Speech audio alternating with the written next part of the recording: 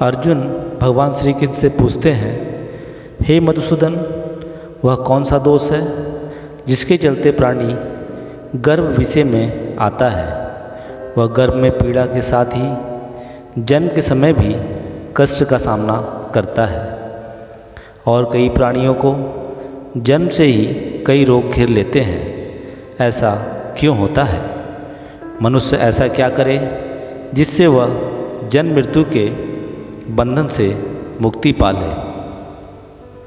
भगवान श्री कृष्ण कहते हैं, हे अर्जुन, जो मनुष्य ईश्वरी भक्ति से विमुख होकर सांसारिक वस्तुओं के साथ प्रीत करता है, जो सांसारिक दौलत पाने की कामना करता है परंतु भगवान को भूल जाता है और दिन रात उसके मन की लालसा को पूरा करने के लिए विचार करता रहता है, जिसके कारण वह बार बार अनेक योनियों में पैदा होकर जन्म मरण और गर्भ के दुख को भोगता है।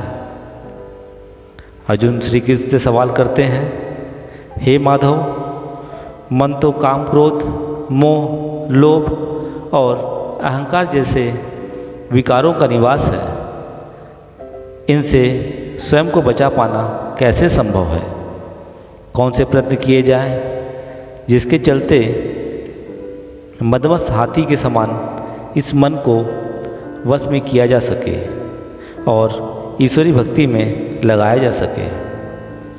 भगवान श्री कृष्ण उत्तर देते हैं, हे कौन्तेय, जिस प्रकार एक मदमस्त हाथी को वश में करने के लिए महावत अंकुश का प्रयोग करता है, ठीक उसी प्रकार मन को वश में करने के लिए ज्ञान रूपी अंकुश का प्रयोग करना चाहिए। ज्ञान ही ऐसा अंकुश है जो मन को नियंत्रित कर बस में कर सकता है। अर्जुन श्री कृष्ण से प्रश्न करते हैं, हे जनार्दन, कुछ लोग आपकी भक्ति करने के लिए वन जंगलों में जाकर रहते हैं, वहीं कुछ सांसारिक मोह माया त्याग कर यहाँ वहाँ भटकते फिरते हैं। ऐसे में कैसे जाने कि आपकी भक्ति का सर्वश्रेष्ठ मार्ग कौन सा है? भगवान श्री कृष्ण उत्तर देते हैं, हे धनुर्धारी, चाहे वनों में रहने वाला हो या सिर पर जटा रखने वाला हो या फिर शरीर पर भस्म धारण करके यहाँ वहाँ भटकने वाला हो, मेरे दर्शन केवल वही पाता है जिसके मन में प्रेम विश्वास और ईश्वर के प्रति गहरी आस्था होती है। जो मनुष्य अहंकार से भरा होता है, मोह माया में लिप्त होता है, वो चाहे मेरी कितनी भी भक्ति कर ले, उसे मेरे दर्शन प्राप्त नहीं होते हैं। अर्जुन भगवान श्री कृष्ण से प्रश्न करते हैं, हे कृपा निधान, वह कौन सा पाप है जिससे पत्नी मर जाती है तथा वह कौन सा पाप है जिससे असमय पुत्र की मृत्यु हो जाती है और मनुष्य नपुंसक कैसे हो जाता है? हे अर्जुन, जो किसी का कर्ज लेकर उसे नहीं चुकाता, उसकी पत्नी की मृत्यु असमय हो जाती है। उसी प्रकार जो दूसरों की अमानत नहीं लौटाता, उसके पुत्र की मृत्यु हो जाती है। और वही जो मनुष्य किसी को सहायता का वचन देकर समय पर सहायता नहीं करता या यूँ कहें अपना वचन नहीं निभाता, वह नपुंसक बन जाता है। आगे अर्जुन श्री कृष्ण से पूछते हैं, हे माधव, वह कौन सा पाप है जिसके चलते मनुष्य सदा रोगी रहता है और वो कौन सा पाप जिसके चलते सूकर कुकुर और गधे की योनि में जन्म प्राप्त होता है? हे अर्जुन, जो मनुष्य अपनी कन्या का मूल लगाता है, उसे बेच देता है या कन्यादान करते समय मूल्य वसूल करता है, ऐसा मनुष्य सदैव रोगी रहता है। वहीं जो मनुष्य विषय विकार के लिए मदिरापान और मांस का सेवन करता है, वह मनुष्य सूकर कुकुर और गधे की योनि में जन्म पाता है।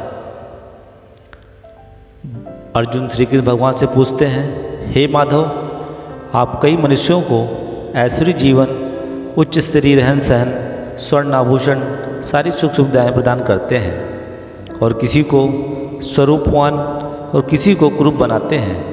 ऐसा क्यों होता है? भगवान श्री कृष्ण उत्तर देते हैं, हे पार्थ, जो स्वर्ण का दान करते हैं उन्हें ऐश्वर्य जीवन की सुख सुविधाएं प्रदान करता हूँ। वहीं जो मनुष्य अन्न का दान करता है उन्हें स्वरूपवान, और जो संतों की सेवा करते हैं उन्हें ज्ञान और पुत्र प्रदान करता हूँ। अर्जुन श्री कृष्ण से प्रश्न करते हैं, हे प्रभु, किसी को धन बिना परिश्रम के ही मिल जाता है और कोई सारी उम्र निर्धन बना रह जाता है, ऐसा क्यों होता है? भगवान श्री कृष्ण उत्तर देते हैं, हे कुंती, जो मनुष्य गुप्त दान करता है, जरूरतों की सहायता करता है, असहाय भूखों प्यासों की मदद करता है, ऐसे मनुष्य को बिना परिश्रम के ही धन प्राप्त हो जाता है।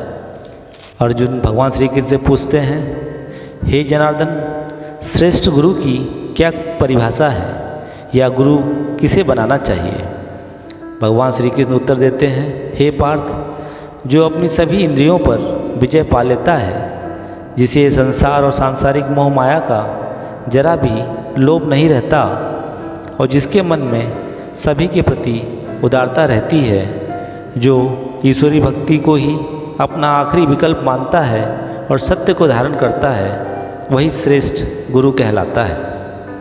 हे अर्जुन, सारे संसार के गुरु जगन्नाथ है, विद्या का गुरु काशी है, चारों वर्णों का गुरु ब्राह्मण है और ब्राह्मण का गुरु सन्यासी होता है। सन्यासी उसे कहते हैं जो सब कुछ त्याग कर मुझ में रम गया हो, वह ब्राह्मण जगत गुरु है।